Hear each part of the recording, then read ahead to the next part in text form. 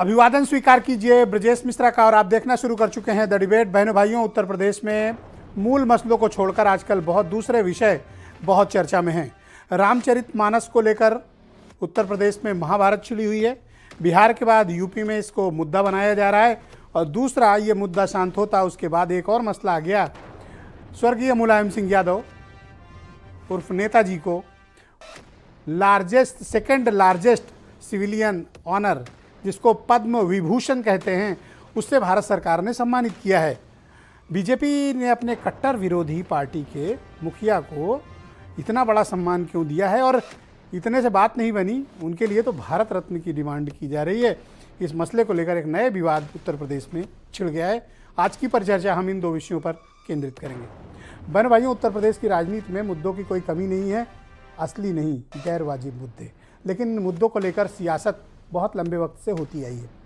आप देख रहे होंगे कि पिछले एक सप्ताह से और उसके पहले बिहार में भी आपने देखा होगा, रामचरितमानस को लेकर जबरदस्त विवाद छेड़ने की कोशिश और उसको लेकर मसले तैयार किए जा रहे हैं। इस मसले से जनता के और जातियों के बीच विग्रह की स्थिति उत्पन्न करने की कोशिश और उस पर भी सियासत। कारण क्या है? हम इस कारणों की आज कोशिश करेंगे कि समीक्षा हो, इस पर सबके वर्जन आए और एक क्लैरिटी जनता के मन में जानी चाहिए। दूसरा विषय, उत्तर प्रदेश के 3 बार के मुख्यमंत्री रहे, देश के रक्षा मंत्री रहे नेताजी स्वर्गीय मुलायम सिंह यादव को दूसरा सर्वोच्च सिविलियन सम्मान पद्म विभूषण से भारत सरकार ने नवाजा। लिस्ट में मुलायम सिंह यादव का नाम देखकर बहुत से लोग अवाक रह गए, कुछ बेहोश हो गए। वो वाला बेहोश नहीं, राजनीतिक बेहोशी। क्यों? भारतीय जनता पार्टी ने अपने दौर के सबसे कट्टर विरोधी नेता को मरणोपरांत इतना बड़ा सम्मान क्यों दिया, पद्म विभूषण? वो अलग बात है कि समाजवादी पार्टी के बड़े नेताओं ने डिमांड किया है कि पद्म विभूषण अपमान है, नेताजी को तो भारत रत्न मिलना चाहिए। ये एक अलग डिबेट का विषय है। लेकिन बहनों भाइयों, पद्म विभूषण भी बहुत बड़ा सम्मान होता है, दूसरा सर्वोच्च नागरिक सम्मान भारत का। क्या कारण है कि बीजेपी ने नेताजी को यह सम्मान दिया? इसके पीछे राजनीतिक निहितार्थ भी लगाए जाते हैं। हमारे यहाँ कोई भी विषय आता है, कुछ भी ऐसी चीज़ें होती हैं तो उस पर राजनीतिक चश्मे से देखा जाना बेहद आवश्यक होता है। क्यों? क्योंकि हर छिपी हुई बात या खुली हुई बात के जरिए के पीछे राजनीति ही होती है और उस राजनीति के कारण ही फैसले लिए जाते हैं। तो नेताजी को यूं ही पद्म विभूषण नहीं दिया गया है, इसके पीछे कुछ लंबी राजनीतिक सोच है। किसकी? भारतीय जनता पार्टी की। क्यों? क्योंकि वो रूलिंग पार्टी हैं। कहाँ? देश में। अब नेक्स्ट क्या है? उत्तर प्रदेश जैसे ताकतवर राज्य में चुनाव, 80 सीटें, और ये जानते हुए कि उत्तर प्रदेश में लार्जेस्ट अपोजिशन कौन है? नेताजी की party, Samajwadi party. Vote share कितना? 36%। बीजेपी का यूपी में मुकाबला किससे होता है? समाजवादी पार्टी से। अब बीजेपी को लगता है जो 10-11% का वोट शेयर का अंतर पिछले चुनाव में रह गया, अब नेताजी की मृत्यु के पश्चात आपने देखा होगा कि बीजेपी में पार्षद से लेके बड़े बड़े कोई ऐसा नेता बचा नहीं जो सैफई पहुंचकर नेताजी को श्रद्धांजलि न दिया। एक होड़ सी मच गई थी भारतीय जनता पार्टी के भीतर कि सबसे पहले कौन पहुंचेगा नेताजी को श्रद्धांजलि देने। उसी की कड़ी में है कि उनको पद्म विभूषण भी मिला है। लेकिन नेताजी का कृतित्व, व्यक्तित्व और उनके काम और समाज के प्रति समर्पण, समाज के जो शोषित और वंचित वर्ग का उन्होंने अपलिफ्टमेंट किया है, पूरी की पूरी 2 जनरेशन को अपलिफ्ट करके ऊपर लाए और लोगों का जीवन बदला, इसमें कोई दो राय नहीं बहनों भाइयों। यही कारण है कि 3 बार वो खुद मुख्यमंत्री रहे और एक बार जब फुल फ्लेज जीत के आए तो उन्होंने अखिलेश यादव को मुख्यमंत्री बना दिया। यानी एक आदमी ने 4 बार अपनी क्षमता से सरकार बना के दिखा दी। तो किसके जीवन शैली और किसका जीवन बदला? पिछड़ों का, वंचितों का, दलितों का। इसलिए मुलायम सिंह यादव का इतना सम्मान।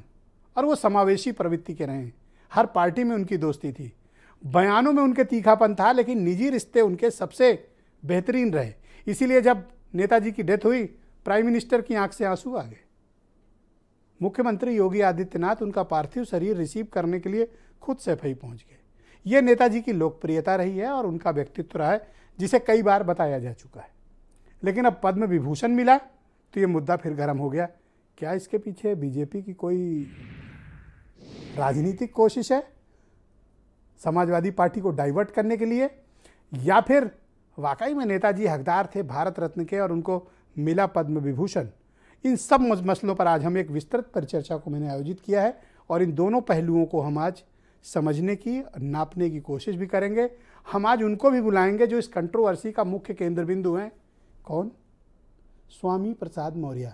आज कोशिश करेंगे कि वो भी हमारे साथ जुड़ें और उनका पक्ष भी लिया जाए। पहले आप कुछ बयान सुन लें, फिर आज की परिचर्चा को आगे बढ़ाएंगे।